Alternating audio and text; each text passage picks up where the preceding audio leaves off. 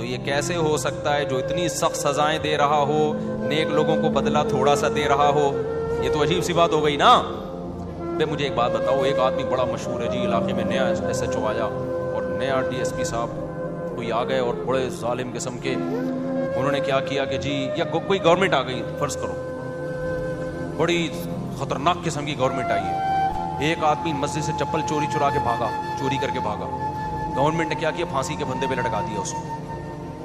لوگ کہیں گے سر آپ تو بڑے ظالم ہو. کہیں نہیں بھائی, ہم نے ملک سے جو ہے نا جرم کو ختم کرنا ہے, ایک چپل بھی کوئی چرائے گا ٹھا گردن اڑا دیں گے. ایک آدمی نے کیا کیا, ملک کے لیے قربانی دی, جنگ میں لڑا, بڑا زبردست, جان بس بچ گئی, اس کو انعام میں 5 روپے دے دیے وزیر اعظم نے یا صدر مملکت نے.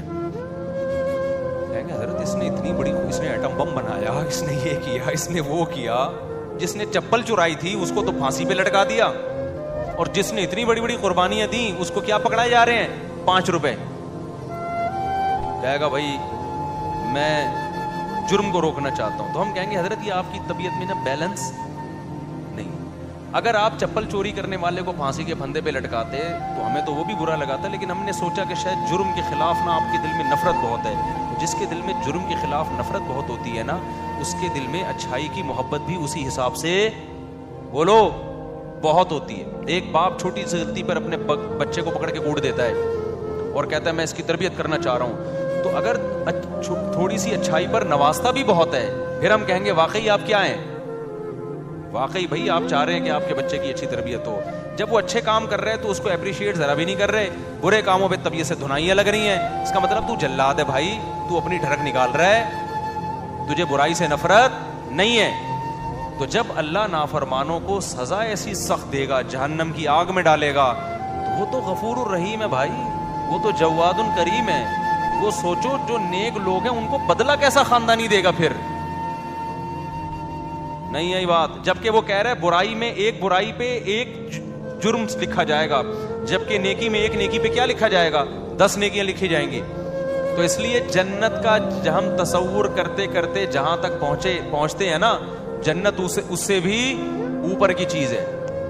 اس لیے ٹینشن نہ لیا کرو, صحیح ہے نا, کہ بے روزگاری ہے, بیگم نہیں ملی, صحیح آڑی ترچی مل گئی, ملی ہی نہیں, اس کو اتنی مل گئی, ہمیں ایک بھی نہیں ملی, اور جس کو ملی ہیں وہ بھی اللہ کا شکر ادا کرے. کیا خیال, اس کو بھی اگر کبھی خدا نہ خواستہ اللہ نہ کرے کبھی کسی قسم کی, وہ تو ہونی نہیں چاہیے, لیکن کبھی ہو گئی تو وہ کیا کرے, وہ بھی اللہ کا شکر ادا کرے. دنیا میں ٹینشن فری تو کوئی بھی نہیں ہوتا بھائی, تو اس کو یہ ٹینشن ہوگی, جو چھوڑو زیادہ آگے نہیں جاتے ہیں. تو لیکن مسئلہ کیا ہے, اصل کیا ہے میرے بھائی, آخرت ہے. تو یہ 2 ٹکے کی حیثیت ہے اس دنیا کی, کچھ بھی نہیں ہے. اور تھوڑے دنوں میں بڈھے ویسے ہی ہو جانا ہے, تھوڑے دنوں میں کیا ہو جانا ہے, بڈھے ہو جانا ہے. پھر گھٹنے میں درد ہوگا, پھر کمر میں درد ہوگا, پھر یہاں درد ہوگا, پھر دانت, پہلے بال گریں گے, پہلے تو کوشش کرے گا بال سفید کیوں ہو رہے ہیں, تھوڑے دنوں میں ہوگا یار چلو ہو رہے ہیں, ہوں تو نا, بال تو ہوں, بال ہی مارکیٹ سے کیا ہو رہے ہیں, شارٹ ہو رہے ہیں. پھر وہ لگوا لے گا بال, تو ڈاکٹر کہے گا جہاں کہاں کے بال لگاؤں, کہیں بھی نہیں ہے, کسی اور کے تھوڑی لگیں گے, چلو یہاں کے لے کے یہاں لگا دی, اب تو یہاں بھی نہیں رہے, یہاں کیا لگے گا, اگر یہاں کے یہاں لگا, وہ ڈونر یہ بال ہوتے ہیں نا, یہاں کے لے کے یہاں ڈاکٹر لگا دیتے ہیں, تو یہاں ہونا تو ایک وقت آتا ہے یہاں بھی کیا ہو جاتے ہیں. اب کہاں کے بال لیں بھائی, تو کیا باتیں کر رہا ہے, وسیم سے لے لیں بال, کیا بھینس کے بال لگا دیں. پھر بالوں کا مسئلہ ختم ہوگا, کڈنی کا مسئلہ کھڑا ہو جائے گا. ابے بال گئے تیل لینے یار, ڈائلسس پہ آیا ہوا ہوں یار, مولوی صاحب دعا کرو میرے سر پہ بال نکلیں یا نہ نکلیں, میرے گردے خدا کا 4 شادیاں گئیں تیل لینے. سمجھ میں آ رہی ہے بات, 3 شادیاں 4 شادیاں کہاں گئیں, تیل لینے. میرے گردے کا بڑا مسئلہ چل رہا ہے آج کل. جب گردے ٹھیک ہوں گے یا نہیں ہوں گے وہ تو اللہ ہی جانتا ہے, اتنے میں پتہ چلے گا یہ فیٹی لیور ہے, آپ کے جگر میں چربی بہت چڑھ گئی, چربی چڑھ گئی ہے. تو کیا کھائیں ڈاکٹر صاحب, ڈاکٹر کہیں گے آپ تربوز کھایا کریں, خالی کیا کھایا کریں, تربوز کھایا کریں. یہ جو بھی ڈاکٹر کھلائیں وہ تو ڈاکٹر کو پتہ ہے, سارے مزے چھوڑ گئے. پھر فیٹی لیور, پھر فلانا, گھٹنوں کا مسئلہ. یار کتنا لڑو گے موت سے, آپ نے بڑا زبردست لائف اسٹائل, جم, گھڑ سواری, سوئمنگ, سب کچھ کر کے دیکھ لیا, تو کب تک چھپو گے پیڑوں کی آڑ میں, کبھی تو ملو گے لنڈا بازار میں. موت کا فرشتہ کہے گا کتنا بھاگے گا, کتنا بھاگے گا. آئے گا کہاں؟ میرے پاس ہی آئے گا. میں ریسیو کرنے تھوڑے دنوں میں تجھے آ رہا ہوں. 80 سال نکال لے گا. 50 انگریزوں سے اچھی تھوڑی سی ہو سکتی ہے, وہ بھی 90 تک وہ بھی نہیں پہنچتے. 80 میں ہے کتنے دن ایسے ٹھک ٹھک ٹھک کر کے ٹائم گزرتا ہے. اور اس میں آخری 20-30 سال تو ویسے ہی بڑھاپے کھانسنے کے بھی ہیں اس میں. وہ کوئی کسی کام کے نہیں ہے, وہ بس ثواب حاصل, وہ بھی جب مسجد میں دل لگتا ہو, ورنہ مسجد میں دل نہیں لگے گا تو وہ بھی PUBG کھیل کے گزارے گا بڑھاپے میں, وہ بھی برباد. تو اس لیے میرے بھائی اصل کیا ہے؟ اللہ کہہ رہا ہے اصل کیا ہے؟ وَإِنَّ الدَّارَ الْآخِرَةَ لَهِيَ الْحَيَوَانُ, اصل آخرت کی زندگی ہے, جو اصل زندگی ہے اس میں ایسی جوانی ہے جس میں کبھی بڑھاپا نہیں آئے گا, اس میں ایسی صحت ملے گی, کبھی بیماری نہیں ہوگی. اِنَّكَ لَا تَجُوعَ فِيهَا وَلَا تَعْرَىٰ, اللہ نے آدم حوا کو کہا تھا اے آدم اس درخت کے قریب مت جانا, اس جنت میں رہنا, کیونکہ یہاں نہ تمہیں بھوک لگے گی. جنت میں بھوک کی تکلیف نہیں ہے, لیکن کھانے کا مزہ اتنا ہے جو یہاں بھوک میں بھی نہیں آتا, اتنا مزہ ہے کھانے کا.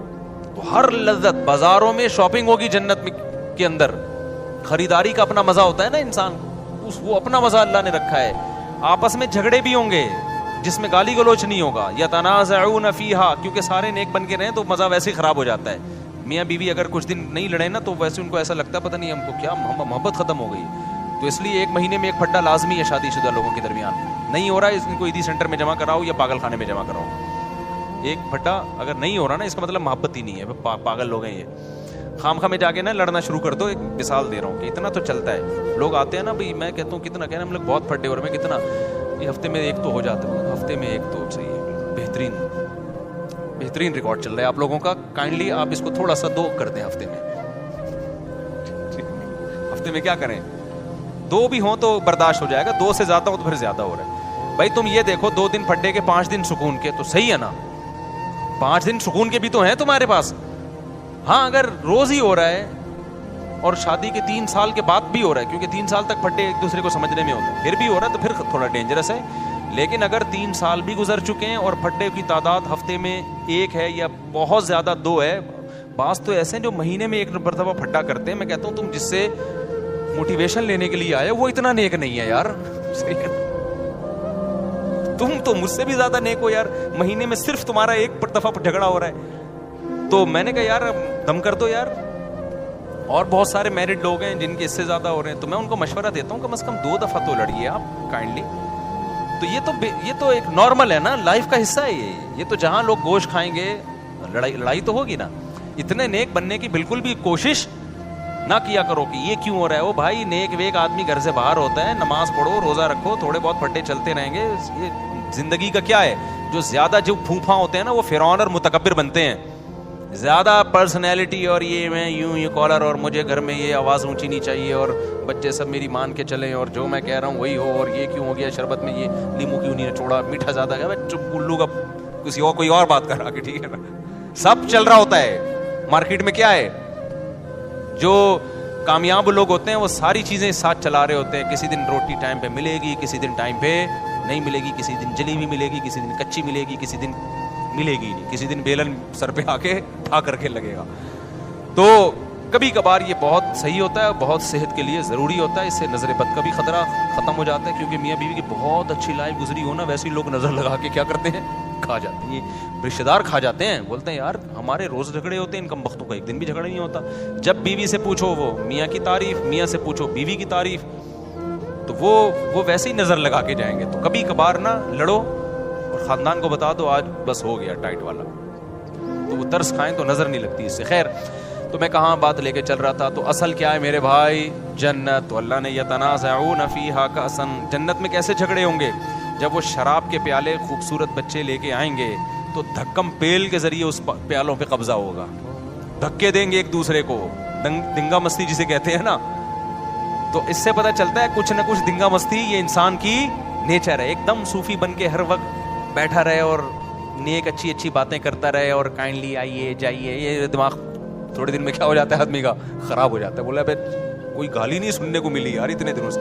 گالیاں نہ دینا ہے, اچھی بات نہیں ہے, میں ایک سمجھانے کے لیے بات کر رہا ہوں. تو اللہ نے سارے عیش و عشرت کا جنت میں انتظام کیا ہے. تو میرے بھائی اللہ تعالیٰ فرماتے ہیں ہمارے نیک بندے راتوں کو اٹھ کے اللہ کے سامنے کھڑے ہوتے ہیں اور کہتے ہیں ربنا اصرف عنا عذاب جہنم، اے اللہ اس آگ کا جس کا تو نے اپنی کتاب میں تذکرہ کیا ہے اس آگ کو ہم سے دور کر دے، ایسے ان گناہوں سے ہمیں بچا لے جن کی وجہ سے ہم جہنم میں جاتے ہیں، اور اے اللہ ہمیں اس جنت کا وارث بنا دے، یدعون ربهم خوفا وطمعا، خوف سے اور جنت کی لالچ میں اللہ کو پکارتے ہیں۔ تو آج سے اپنا سب سے بڑا ہدف یہ بناؤ کہ ہمیں موت کے بعد جنت چاہیے اور جہنم سے دوری چاہیے، سب سے زیادہ اپنی دعاؤں میں اس کو مانگا کرو، اور جنت والے اعمال بھی، یہ نہیں مانگا کرو کہ اللہ برائی نہ چھوٹے جنت میں چلا جاؤں، یہ علماء کہتے ہیں ایک قسم کا کفر ہے یہ۔